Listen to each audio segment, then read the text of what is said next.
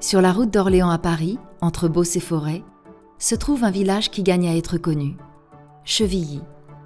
Pour vous permettre d'y découvrir ses richesses historiques et naturelles, l'association Chevilly Histoire a conçu un parcours pédestre de 6 km comprenant 10 points d'intérêt. Prenons donc quelques instants pour découvrir ensemble le patrimoine de notre village. Notre parcours commence par la mairie de Chevilly. C'est un édifice construit en 1909 dans le style briques rouges et pierre blanche, très courant sur les bâtiments publics de l'époque. Plus loin, le long de la route nationale, se trouve l'Ermitage, une demeure à l'architecture originale construite en 1906 par le comte Sari Tolstoï, cousin de l'illustre écrivain. Son usage au fil des années a ensuite été multiple. Un collège religieux polonais, un établissement militaire américain et même les bureaux d'une entreprise de Chevilly. Nous arrivons ensuite dans le quartier de la Bonne Dame, dont le nom vient de la statue de Notre-Dame des Champs qui s'y trouve. Elle représente une Vierge à l'enfant, avec 2 détails particuliers qui sont une gerbe de blé dans ses mains et une grappe de raisin à ses pieds. Ce sont les attributs de l'agriculture et en même temps des symboles religieux, le pain et le vin. On s'y rendait donc en procession pour protéger les cultures et implorer la prospérité des récoltes.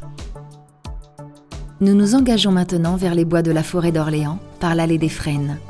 Elle a été plantée de 3 variétés différentes de frênes par André Patricot, le grand-père de l'actuel propriétaire du château de Chevilly.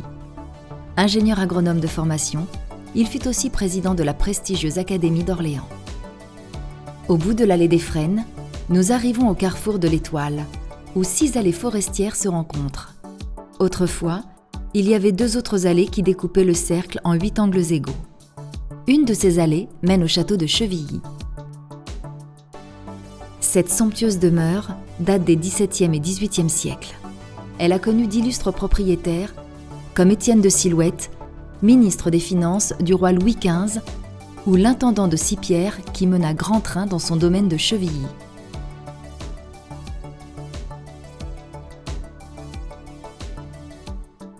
Le style de l'édifice est typiquement classique. Harmonieuse façade, toiture mansardée et jardin à la française. Cible de violents combats pendant la guerre de 1870, le château de Chevilly a ensuite été occupé par les troupes allemandes pendant la Seconde Guerre mondiale.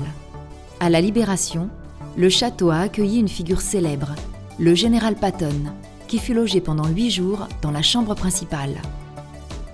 Encore aujourd'hui, on peut admirer 2 superbes points d'intérêt du château de Chevilly, tous les 2 classés monuments historiques. La chapelle, abritant de superbes boiseries sculptées, et le parc, doté de 4 superbes statues représentant les 4 continents connus à l'époque. Dans le prolongement du château, nous découvrons l'allée de Madame. Elle doit son nom à la marquise de Pompadour, favorite du roi Louis XV. Avec ses 6 rangées d'arbres, cette voie pavée est une allée unique en France, également classée aux monuments historiques. Plus loin, nous pénétrons dans le bois de la Cour. Ce terrain a été acquis par la commune de Chevilly pour en faire un espace de promenade et de loisirs. Autrefois, la cour de l'Angénerie désignait un fief composé d'un petit château qui existe encore aujourd'hui et d'une importante ferme démolie pour construire l'EHPAD de Chevilly.